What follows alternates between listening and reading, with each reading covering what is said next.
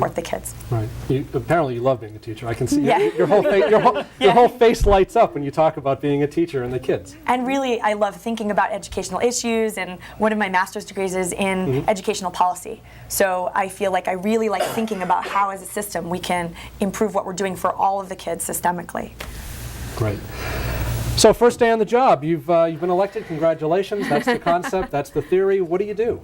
Well, one of my big issues is setting up some systems for properly measuring what we do so that we are looking at programs that are working. Right now, we collect a lot of data, but we don't really analyze it and look at it. And part of what I do for people that hire me to help them respond to government RFPs, for the most part, is take their ideas and put them into a program that can be articulated and evaluated and improved, so that when you are looking at the data at the end of 3 months or 4 months, you're seeing what's worked, what doesn't work, and what you need to circle back and make a change with. So I'd like to bring some of that more careful analysis of what we're doing in terms of educational programs, so that we're giving kids what works for them. So dig a little deeper rather than just talk about some of the things and actually get into some of the underlying data that supports the I really would love to see some data, on reading achievement and SAT scores and all kinds of things be shared and be talked about on a regular basis. Also, as a person who does a lot of writing and a lot of researching, I always bring a list of a lot of questions and a lot of practices that I've investigated that come from all around the United States. So I think that I will be a person that will have a lot of questions to ask. Well, let me ask you one right now. It looks like about 25% of all the, is it all the kids or all the elementary schools? About 25% of the kids need additional math help in the city of Newton. Is that, first of all, is that statistic about right? Well, it's a statistic I've heard. I've seen a report that dated from 2005, so of course the data is a little bit out of date. Well, if there are at least four, maybe five commercial math schools in Newton. Quite a lot. So conceptually, I think you would have to think, just logically at least, that if there is a commercial viability for that many math schools, one would sort of come to the conclusion pretty quick that there is a need for them, which would lead me to wonder why there is a need for them in a city like Newton. So where do we go with that? Well, that's one of the things that I have investigated, actually, is in terms of our math curriculum. It's based on something called spiraling, which is that they touch on a topic and then they leave it and then they come back again. So they never spend very long on something. And if you take a look and you go on the internet, which you can do, and look at a lot of research, there's spiraling has kind of been discredited as a theory of how we think and how we learn, and that we really need to spend more time on things. So one of the things I'd really like to look at is whether we can find a better math curriculum that's easier to teach and causes our children to have better math skills. Well, this brings up a good point. Let me ask you, Dan. And you talk about spiral math or whatever the particular area of study may be. One of the and our son just graduated South, and our daughter starts at Newton South this fall, so we're still right in the middle of this whole thing. And one of the things I'm curious about is, as a member of the school committee, should you be elected, what do you think you can do to improve the ability of parents to get more involved, if you think that's appropriate, with curriculum ideas? Because it seems to me that whoever is closest to the quote-unquote customer is generally the individual or the group of individuals that know really what's happening more than anybody else. And that would be the kids themselves, obviously, the parents and the teachers, and not necessarily management. Right, and I think that's an excellent point. We don't do enough communication, and it's got to be a two-way communication. It's not just what's going on in the school and here's how we think about it. We have to listen to what the parents are saying, listen to what the students are saying, and then try to take action on what we're hearing. We have had some surveys in the past. One of the things I've been disappointed about in those surveys is they're very strength-oriented. The surveys that were used to drive a lot of the strategic planning process were, and they're labeled, and you can go see them on the internet and download them. They are all about the enduring strengths. not a peep about weaknesses. And unfortunately, unless you look at weaknesses, you can't improve. But we're Newton. We have no weaknesses whatsoever, right? Is that kind of the way things?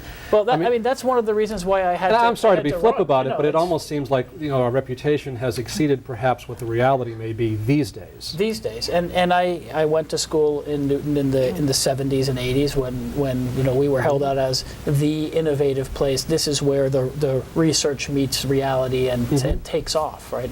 That's not what's going on now. Now we're talking about how much do we have to charge for violin lessons in the 4th grade, and do we have enough time to get from your class into your 2 minutes of passing time? I mean, we have degenerated, and we're afraid to admit it and afraid to improve. Well, what's the biggest, and then we'll get to Steve and Olivia again, but what's your biggest sort of revelation that has come across your mind now that you've been running, you're out there talking to people, you're I'm sure you were focused before, but now you're even more focused, obviously.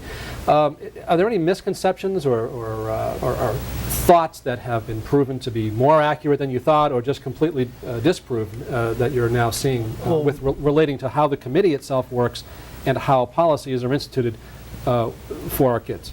Well, one of the things that I've found is that there's a lot of people who feel the way I do. There's a lot of people who have watched what's happening and are frustrated with the lack of accountability, the lack of the school committee to really function as an organization that's looking to improve, as opposed to an organization that's looking to maintain, or an organization that's looking to just pat everybody on the back. Right? And I've spent a lot of time in industry. I know a lot about how to improve organizations, how to improve processes, and how to improve outcomes, and we're not doing any of those things, and these are kind of common basic blocking and tackling activities. So I'd like to bring the school committee to the point where it can, and not just the committee but the administration, look in the mirror and really turn from not just an organization that teaches, but an organization that also learns and improves. And there's a lot of people who feel that way. Well, speaking of teachers, let's go to Olivia for a second. What's your thoughts on what Dan just said? I was just going to build on what Dan said to say that as I talk to voters, a common thing that I hear is, what's the school committee? And you have to get elected by the whole city, and people really don't know. And it's partly a product of the fact that my kids are young and coming up through the schools, but they are really excited when I start informing them about the fact that yes, these people are elected, and that some of my ideas include having the school committee meetings at each of the different elementary schools and at the middle schools and at the high schools, where parents would feel really welcome because it's their kid's school, or if they live in that area in the community, they could come. And if you've ever been to a school committee meeting, you know that they're structured so that, for example, the guest presenter has their back to any members of the public who are there. And I really like to think about how people would feel a lot more welcome. That's a good point. I never actually thought of that before. That's a very good point. You're right. It is structured in such a way where it's not necessarily as welcoming as it could be. Kind of like a courtroom. Well, it certainly seems that way sometimes. I was just going to add one last thing, which is, as an educator, knowing that people learn best when they're actively involved, I'd like to see, the same way you mentioned you wanted a lot of energy in our presentation tonight so people didn't space out, we want people to be actively involved in improving our schools. And I think it's such an exciting opportunity. With a new superintendent, we're going to have a new mayor. It really is a time for change, and I get excited about the opportunity to be part of it. Steve, how important is I mean, clearly working collaboratively with a group of people? I mean, let's say, for example, the 4 of you get elected. That's half the school committee right there. So how do you work with the other half of the committee in a collaborative sense? With the other half of the committee, the people who are Who are they? Well, we'll see who they are. Right. But I mean, obviously there'll be a couple of incumbents that are not being challenged at all, and there'll be a couple of other new people that have run for open seats. But basically, we're going to have the potential, anyway, of an entirely fresh start, and it's almost unheard of in Newton to have this type of interest in these positions. People are passionate this year, more than I've seen in my lifetime in Newton. And I'm wondering, how do you translate that passion into working collaboratively with not just the school committee, but whoever the new mayor is, the alder, the whole thing? Because it seems like it's broken in a sense, and it almost seems like we've got a chance to start anew. So